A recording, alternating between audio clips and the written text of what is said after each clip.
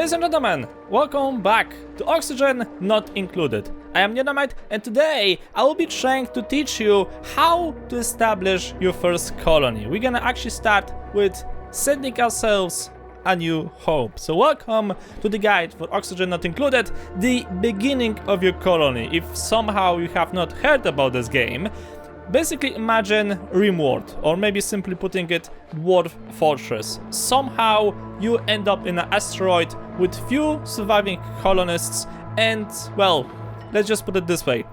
You don't have much supplies, so you need to do something in order to survive more. By establishing proper oxygen production, water production, food production, and so on and so forth. And also you need to do something before you, colonists will go crazy. Mostly by pissing themselves, but just saying. When you're gonna be first playing Oxygen Not Included, you need to know that there are a few types of asteroids. You have the Terra asteroid, you have Oceania asteroid, Rim asteroid, Verdun asteroid, Arabia, Volcania, the Badlands, Ardidio, and Oasis.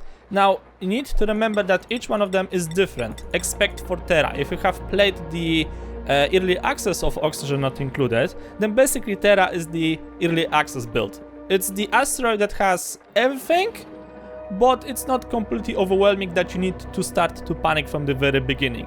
The other asteroids are more focused on the actual things. Like, let's say, for example, Vulcania is obviously super hot. So what you need to deal with this one is the extreme amount of heat. You need to remember that there are no actual enemies in Oxygen Not Included. There is nothing that can actually kill you. Maybe expect of the asteroids, the little meteors that will hit the surface of your little home. But there are no actual monsters. Nothing can go into your base and eat you. The only thing that can actually kill you is either your stupidity of your dupes, which are the colonists, or you doing something and forgetting about something else. Let's say you forgot to resupply your materials necessary for oxygen production. And I think that you colonists actually would like to breathe from time to time. So obviously if you're gonna start your adventure with Oxygen Not Included, I recommend that you're gonna go into Terra, because this is the most balanced one. You won't be overwhelmed by heat, you won't be overwhelmed by cold. It's like a steady slope of difficulty, unlike the other asteroids. So keep that thing in mind. Though, of course, you are free to try the other ones. The next thing that you need to worry about is that you need to actually pick 3 different colonists for your starting expedition. Now, the thing is, this is the only moment where you can actually keep rerolling the skills, the advantages, the traits, and so on and so forth. Later on, you will be thrown, I think, 3 or 4 colonists, but their traits will be completely random, and either you'll be accepting one of them or you'll be rejecting all of them. There's no such thing as rerolling the colonists during the actual game. So this is the only moment where you can find your dream squad. The thing is that you need to remember, there are of course positive traits and negative traits. But the issue is that if you have to pick between getting a positive trait and a negative trait, then try to avoid at all costs the negative ones. Because no matter how good the positive trait will be, there's no way that he will overcome the negative trait. The negative traits can actually kill you, so try to stay away from them. Obviously, later on in the game, when you have like a proper established colony with proper food production, oxygen and water and so forth, then yeah, you're probably safe to pick whatever you want. But at the beginning, when this thing is the most critical one, it actually matters. It's something like Don't Starve. Basically, the game is coming from the same people, so the concept is very similar. At the beginning, you need to look out for almost everything, but later on, you are quite safe. Well, say so, right? Because even if you're gonna die, you can get resurrected by the effigy. You have like a steady supply of food and so on and so forth, right? So this is more or less a similar idea. Now keep in mind that you can actually focus your duplicates on specific professions. So if you're gonna click like this little arrow over here next to the rel button, you'll be able to tell the game that you are looking for a specific person. You're looking for somebody who can do specific things. So when you start your colony, what exactly do you need? What will be the first things that you'll be doing? Supplier? Well, you won't be having that much of a of resources to carry around, right? Suit weaver? Let's be honest, I don't think you'll be going out into the space at the very beginning. Researcher? This could become useful. Rancher? Maybe. Operator? Can't really say. Farmer? Obviously, you need food. Doctor? At the beginning, you should not get that many health issues. But once you actually try to expand into the different biomes, especially like the swamp biome, then you probably will require a bit of a doctor help. Digger? Obviously, this is the thing you're gonna need all the time. Decor? The thing is, at the beginning, you dupes get like a boost because you are starting a colony, just like in Rimworld, right? So they start a colony, they just get like a gigantic boost to their morale that after like a few days, a few cycles actually, disappears. The decor guy is actually responsible for making the colony look more pretty, therefore it's increasing the morale of the colonists. I would not say it's like super necessary at the very beginning, but like beginning to mid game, you may actually try to get this guy. Cooker obviously is the guy that you'll be using all the time. Builder, you'll be using him from time to time. The thing is that, let's say, if you're gonna take into account, assumingly, 5 cycles. What you'll be doing during 5 cycles? You'll be doing, obviously, farming all the time. You'll be doing probably some digging all the time. You'll be doing cooking, that's for sure. But building, once you actually build something, the builder actually can try to focus on different things. A good idea would be try to combining the builder and the decor, since if he'll be building stuff, then he can focus on that. And in the meantime, between new building projects, he can actually try to focus on decorating the base. Now, what exactly I'm aiming here for is that we need to look for specific traits, right? I also want to change this guy. I want him to become a farmer, probably. Okay, so this is how it works. You have interests, right? By setting this thing here, you will focus the game to tell the game that you are looking for a colonist that has like this thing as its primary trait, right? So I'm looking for a farmer, and this is the primary trait or interest of this duplicant, right? Then we got digging for this guy, and then we got research for this guy. He has research as his first one, and then sweet wearing, because that could actually become a bit more useful like later on in the game, so it's completely fine. This guy has digging and supplying, so basically he will be like the guy running around with supplies and digging in his free time. Then comes to the traits. The researcher is apparently no taste, so she will eat whatever thing and still get like a bonus to morale, which is, I guess, good. Loud sleeper. This could be a bit of a problem unless we're gonna try to provide her with like a separated room. Then that's not gonna be an issue whatsoever. So probably in the future we're gonna try to give every one of our colonists a separated room. This guy cannot do research. That's fine, he won't be doing any research neither way, he'll be responsible for digging. So now we just have to pick something for our farmer. So what would be like a good trait for our farmer actually? Like what do we really need? Maybe farming and cooking would be nice. So if I would try to get farming and cooking... Oh, I had cooking, but that was only... You can get 3 traits, 3 interests for each duplicant, maximum. From 1 to 3. I am aiming to have 2 per duplicant. So farming and cooking would be really nice to get. Sweet weaving, I got that thing already. Doctor, not really needed at the beginning. Decor, not for farmer. Supplying, not for supplying. We could try to go with this thing. The colony would just have less of a mess around. So technically it's not a bad idea. But I really would prefer to have cooking, you know, instead. Because we kinda like need to have a dedicated cooker anyway. Supplying, no, that's not the thing. Come on, give me cooking. I want to have farming and cooking only. Come on, game. I know you can give it to me. Now, remember what I said at the beginning? That the negative traits are more important to avoid than having the positive traits. For example, allergic is one of the worst one. You don't want to have allergic. You don't want to have guy who has... I guess a mouth breather, because he will increase the supply of oxygen that your base needs to supply. You don't want a guy to have that has bottomless stomach, because you have to produce more food, and at the beginning that's a bit of a problem. And I think there's like one more trait, but I completely forgotten what it was called. So yeah, try to avoid allergies, mouth breather, and bottomless stomach. That's like the 3 most avoid ones in the entire game. But actually the next one is quite good. He's a night owl, so that means he can technically work at night. Does his best work when they're not out and to be sleeping. So yeah, that's actually quite good. And he has cooking. So I think we're gonna try to roll our colony with those dupes. Ladies and gentlemen, welcome to our little colony. Alert! We've been working on the location, but my colonization offers have already hit a hitch. Yeah, you don't say. Okay, so remember to pause the game using the spacebar. Welcome to Terra asteroid. Now, it's actually quite friendly. We got like a bunch of water up here. We got a few blocks with oxygen over here. We got a few water tanks over here. Try not to pollute them at the beginning, okay? I know this may sound difficult, but really try not to pollute the water at the very beginning, okay?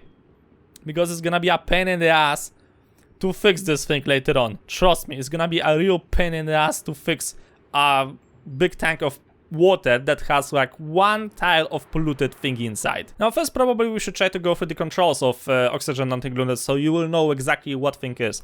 We're gonna start with the top bar over here. So vitals is obviously the information about your colonists, how much they are eating, what's the stress level, skill points, how much calories they have eaten today, how many calories they have to eat in order to be full, which is kind of like important. Remember that. Health and diseases.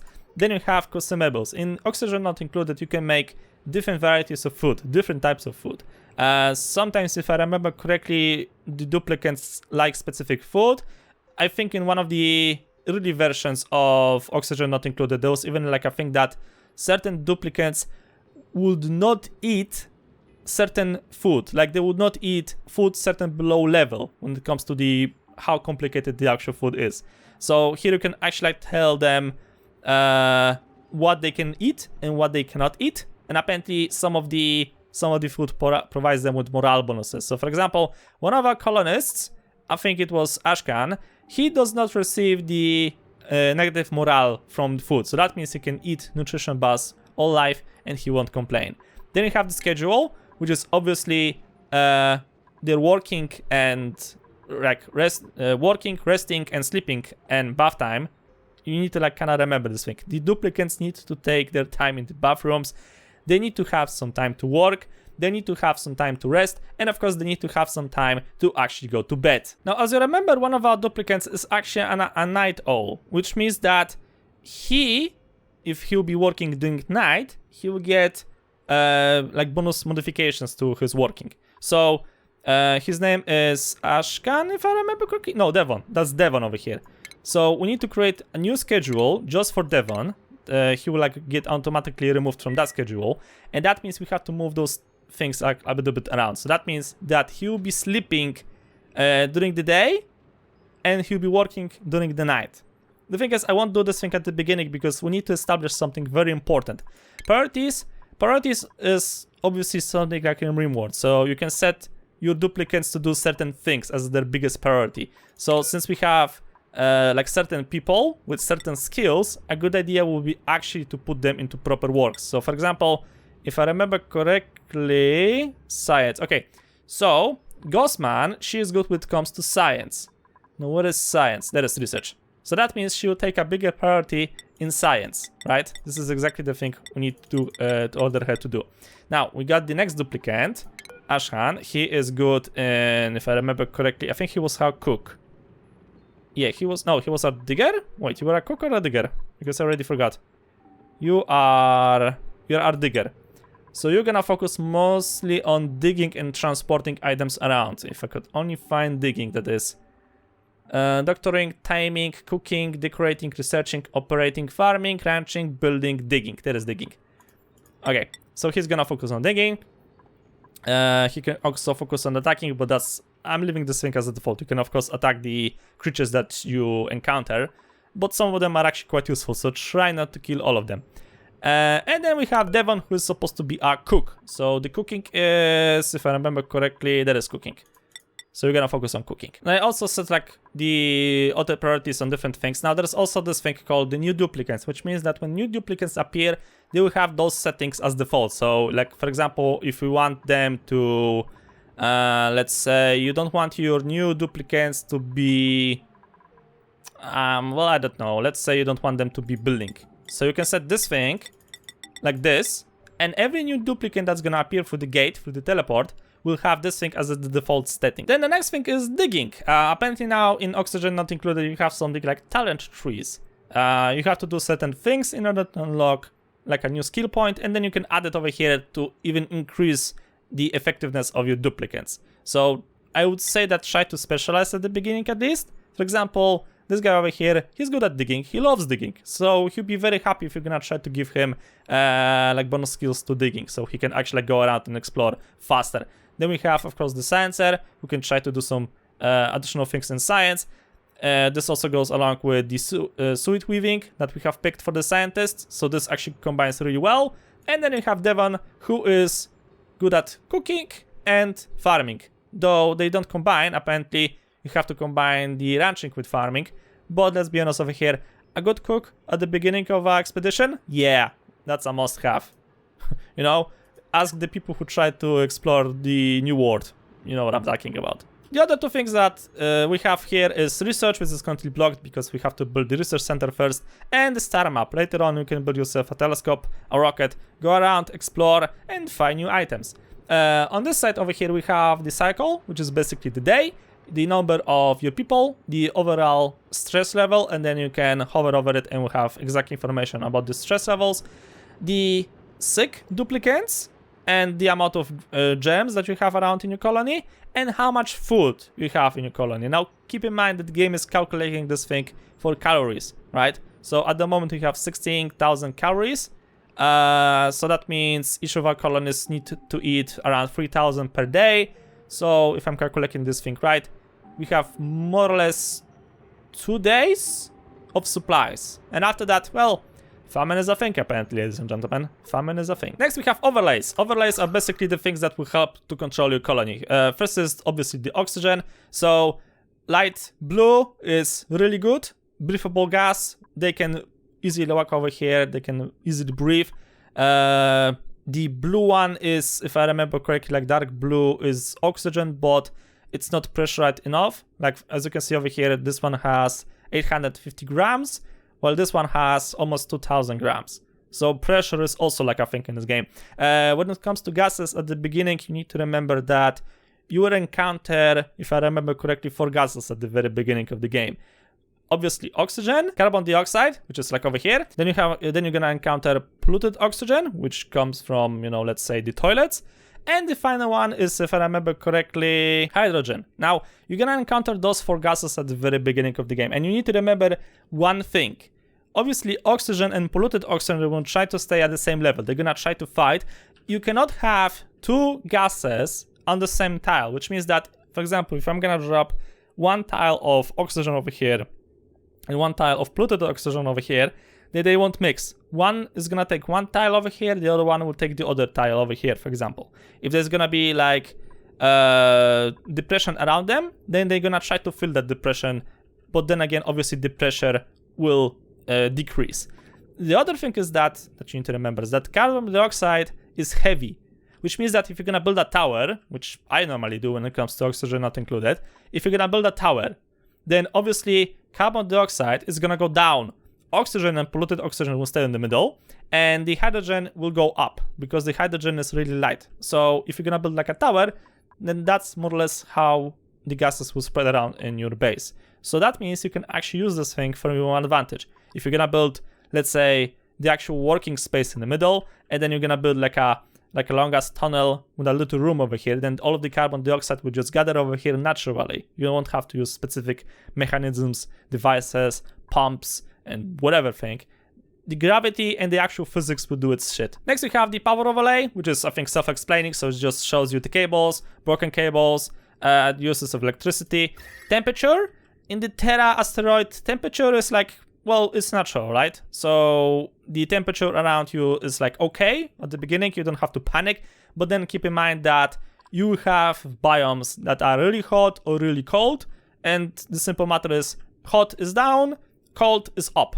So that means that obviously the surface is gonna be a vacuum, it's gonna be really cold up there, and on the bottom you're gonna get to the core of the asteroid, and that thing is gonna be just hot. Obviously there are more levels in the game, so you have molten, which goes around 2000 degrees, scorching, which is 100, hot, which is 36, warm, 29, temperate, which is perfect, I would say, 20, chilled, 10, cold, minus 0.1, and absolute 0 is minus 273. Then you have the materials overlay, which is, you can actually get a seizure from this thing, so I don't really recommend that you're gonna use it unless you're gonna specify to the game what you're gonna use. So this thing will show you, if you don't see, the game will actually like show you the resources. So metals, like you can see over here, metals are selected, minerals, like such. Filtration, you can use those materials as a filtering. For example, sand is used to filter polluted water into clean water. Consumable ores, which are the ores that will deplete. For example, the oxalite, or the ores that you can actually use for something like coal, which can be used for energy production. Organic, the algate is used for making oxygen at the beginning. Cuttable soil, which is used basically for planting. Like if you're gonna leave this thing open, then there's like a chance that something may grow on the dirt. Like this thing over here, you have like a small plant, and there's like a chance that something will grow on the actual dirt. Then you have gases, which is like the thing apparently, and then you have liquids. So we got water over here, some water over here, some water over here. Obviously, if I have bigger like view around my colony, I would find probably polluted water. I would probably find soiled water, and I would probably find like lava and stuff like that. Then you have light overlay, which is kind of like important to increase the morale. It's basically like a free morale boost. And also you can use this thing for power production if you have the solar panels. Plumbing, later on you have to worry about actually building plumbing to the toilets, to the showers. So this thing will help you. Next you have the ventilation overlay, which is for the pumps and for the gases to move around. Then you have decor. As I said previous time, decor is basically used so that your colonists won't go crazy. And as you can see over here, those little creatures, they create light. They create light naturally. So because of that, they create like positive morale around them. So actually, like one of the ideas is that you just leave them by and they'll fly around your colony and provide you with some bonuses to the morale thing. And obviously, the teleport that you're gonna be using at the beginning of the game provides you with a little bit of light. So this thing is also like very good for getting like your basic beginning morale boost. Then you have the gems, which thankfully I don't have. Oh wait, I actually have some of gems over here. So yeah, those tiles over here are uploaded with slime gems, and if I'm gonna dig to them and open them to my colony, then they will just spread around and basically spread their diseases. So later on you have to use the doctor, you have to use the medical table, stuff like that. Then you have the farming overlay, which is obviously used for farming and for the natural growing plants around the colony. And then you have the room overlay. Now, this is important because if you're gonna create an actual room, then the game will give you additional bonuses. Yeah, sure, you can just build like everything around and don't really focus on building the rooms. But let's say you're gonna actually build a room that will be solely dedicated to become a toilet, like a latrine. So then you're gonna get +1 morale bonus for that room. Every single time a duplicate is gonna enter that thing, he's gonna get a morale bonus. So what you need to do to get this thing, you need to have a room that size minimum of 12 tiles. You cannot have any industrial machines inside. You need to have a wash station, and you need to have a toilet, right? Then you have, for example, a natural reserve, which is a very interesting thing, and you should probably try to get this thing at the beginning. What it means is that you create a park. Let's say that I'm gonna use this thing as my park. If I won't mess up with it too much, and let's say, for example, I'm gonna make a door over here, and my duplicates will have to go through this thing in order to get to the working station, then this room will provide them with a natural boost to morale, right? It's 6, it's +6. So having like a little room, let's say like this room over here, and keeping it as it is, so not messing with the terrain, not messing with the plants, just leaving it as it is, and just allowing duplicates to use and work through it, will give you like a really nice bonus to morale. Obviously, you don't have to worry on this thing on the Terra asteroid, but on the other ones, you probably should try to keep this thing in mind. And I've just noticed that I'm really running out of record time, so I have to speed up this thing. You have priority over here. So let's say that you want your duplicates to focus on something really urgently. Like let's say you're running out of oxygen. You need to supply your oxygen production devices with some minerals. Then you click this thing. You select the digging thingy. Like let's say I would like to dig this thing. So you can grab this thing, dig it out. And the basic, what it was? The basic priority is 9. Oh wait, it's 9 because I've changed it. So let's say normally it will be 5. So let's say I'm really in a need of oxygen production and I don't have the minerals. So then you select the 9, you roll over it, and basically this thing changes. So now the duplicates, if they are actually allowed to work with this specific matter, then they will focus on this thing right away. Like they will drop whatever they're doing and they will just rush here and do this shit. So in the case of emergency, yeah, you get this thing. 5 is default. So basically, like as soon as they will have a minute to do it. 4 is obviously, you can do it whatever you want. 3 is less of that.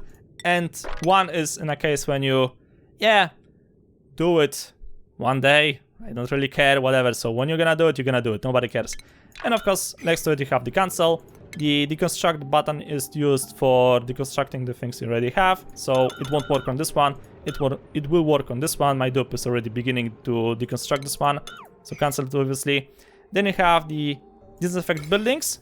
Your buildings can actually become polluted with germs. Then you have the move debris button. So let's say they're gonna finish digging around and you're gonna by mistake dig out like a little creature that would try to eat your minerals. So you can try to use this thing in order to to force your duplicates to transport the resources to storages and stuff like that. Then you have mopping, like if you want make it with the toilet and your duplicates will make a mess, then you use this thing, otherwise they'll get soggy feet and other negative bonuses, so you really don't want that thing. Harvest plants is used for harvesting the natural growing plants.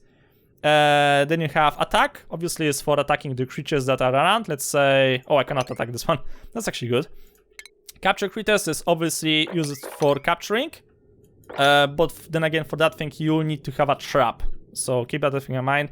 And extract pipe content, so this thing is used if you're gonna try to destroy a pipe, then whatever was inside the pipe will like power out. So if that thing was a gas, that thing was a liquid, it basically will go on the floor. So use this thing in order to empty the actual pipe. Like let's say you cut the connection because you want to redo the piping. So you block the input, you use this thing so the duplicates will take the resource out from the pipe, and then you can safely destroy the pipe so this thing won't like devastate your base. And then obviously you have building over here. So at the moment we are quite limited to the amount of stuff that you can build, but don't you worry, we get into that thing very soon. Alright, so I promised that thing would be how to start your colony. It turned out actually out to be the controls of oxygen not included. But yeah, we're gonna get into actually building the colony very soon. Oh, and apparently by mistake I've ordered my duplicates to attack those creatures, so don't do that. They're really useful at the beginning. Okay, boys. So yeah, stay put for more videos. The previous videos that I did on oxygen not included are obviously out of date because they have been made during the early access. Some of them may still be useful, but I'm not taking any responsibilities for that thing, okay? So sorry about that. I'm gonna obviously now roll like proper videos with oxygen not included. And if you want to try the game, link in the description below. Go ahead, give it a try. If you love Rimworld, if you want and love colony management games, then this one's gonna be a blast for you. You're gonna spend hours and hours upon this game. And also if you like, if you really like playing with physics, then also highly recommending this one. But for now, ladies and gentlemen, I'm gonna leave this thing as of here. So thank you guys so much for watching. Hope you enjoyed. If you liked the episode, please thumbs up a lot. I'll see you all in the next video.